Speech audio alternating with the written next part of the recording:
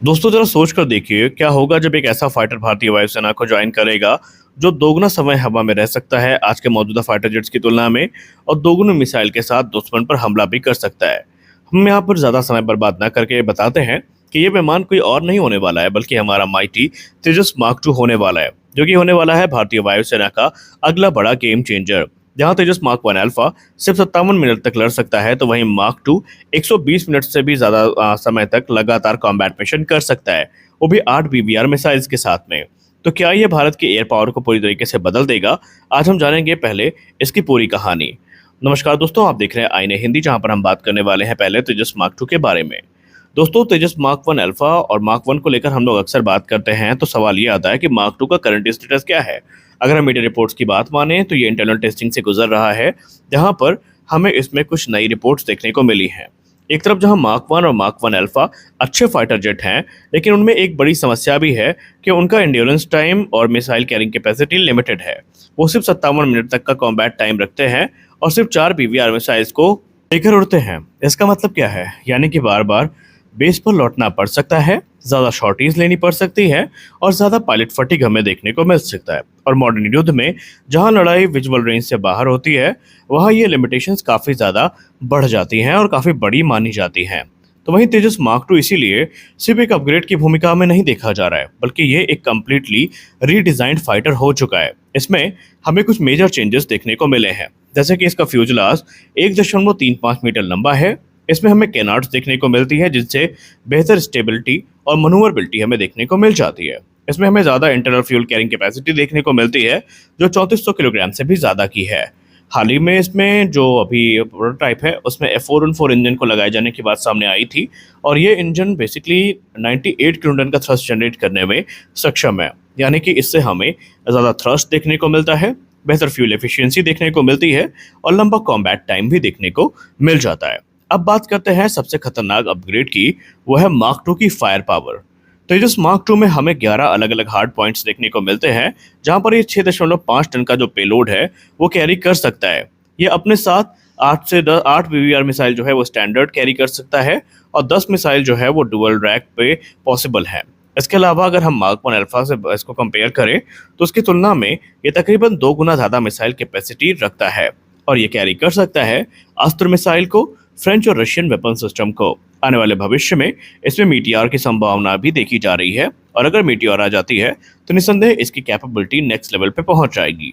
इसका मतलब यह है कि बीबीआर कॉम्बैट में मिसाइल सैचुरेशन कैपेबिलिटी इसके पास है और दुश्मन के पास बचने का मौका बहुत ही ज्यादा कम। तेजस मार्क 2 की सिर्फ स्पेक ही घातक नहीं है, बल्कि ये बैटलफील्ड स्ट्रेटजी बदल देता है। की एडवांटेजेस की बात करें तो ये 2 घंटे तक कॉम्बैट एयर पेट्रोल कर सकता है, बार बार शॉर्टेज की जरूरत कम होगी, टैंकर डिपेंडेंसी कम होगी और पायलट फटिग भी कम होगा। और सबसे बड़ी बात यह है कि हर मिशन के लिए जो भारी जेट्स हैं, जैसे कि सुखोई 30 MKI हो गए, इनकी ज़रूरत नहीं पड़ेगी। रियल सिनेरियो देखें तो इस समय भारत जो है चाइना के बॉर्डर पर स्ट्रगल कर रहा है, पाकिस्तान के साथ LOC लगी हुई है, और मार्क 2 का यही कैपेबिलिटी इस स्थिति में हमारे लिए गेम चेंजर साबित हो सकती है। तेजस मार्क 2 सिर्फ एयरफोर्स के लिए नहीं है, बल्कि पूरे डिफेंस इकोसिस्टम के लिए बहुत ज़रूरी है। ये आर्मी ऑपरेशंस को भी सपोर्ट करेगा और नेवल मिशंस को भी पूरा करेगा और बनेगा एक फोर्स मल्टीप्लायर। और आज की लड़ाई में जीत उसी की होती है जिसके पास ज़्यादा समय, ज़्यादा मिसाइल्स हो। यानी कि हम ये कह सकते हैं कि तेजस मार्क 2 सिर्फ नंबर्स का अपग्रेड नहीं है, बल्कि ये एक क्वालिटेटिव शिफ्ट है जो इंडियन एयरफोर्स को ज़्यादा इंड्योरेंस, ज़्यादा फायर पावर और ज़्यादा कंट्रोल देगा बैटलफील्ड में।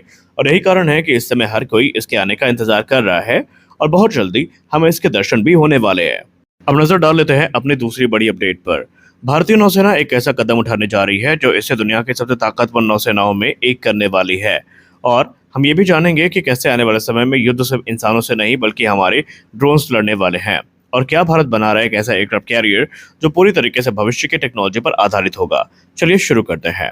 देखिए, सबसे पहले हम समझते हैं उस एयरक्राफ्ट कैरियर के बारे में जिसको लेकर चर्चाएं काफ़ी ज़्यादा हो रही हैं, और वो है हमारा एम्बिशियस INS विशाल, जिसको हम IAC-3 के नाम से भी जानेंगे। INS विशाल की बात करें तो पहले हम ये समझते हैं कि INS विशाल की ज़रूरत क्यों पड़ी है। आज भारत के पास 2 एक्टिव एयरक्राफ्ट कैरियर हैं, INS विक्रमादित्य और INS विक्रांत। लेकिन भारत का लक्ष्य है 3 एयरक्राफ्ट कैरियर की फ्लीट का, ताकि हर समय 2 एयरक्राफ्ट कैरियर ऑपरेशनल हो। और इसी रणनीति के तहत आया है IAC-3 प्रोग्राम, जिसको हम INS विशाल के नाम से जानते हैं। आईएनएस विशाल को लगभग 65,000 टन का बनाया जाएगा। तुलना करें तो आईएनएस विक्रांत की जो डिस्प्लेसमेंट है वो 45,000 टन का है और इसके तुलना में आईएनएस विशाल 65,000 टन वजनी होने वाला है। यानी ज़्यादा बड़ा होगा, ज़्यादा ताकतवर होगा और ज़्यादा एयरक्राफ्ट की कैपेसिटी भी हमें वहाँ पर देखने को मिलने वाली है। ये कैरियर फ्यूचर रेडी होगा, यानी आने वाले 30 से 40 सालों की जो ज़रूरतें हैं उनको ध्यान में रखकर ये डिज़ाइन किया जा रहा है। अब आते हैं इस प्रोजेक्ट की सबसे अहम खासियत पर।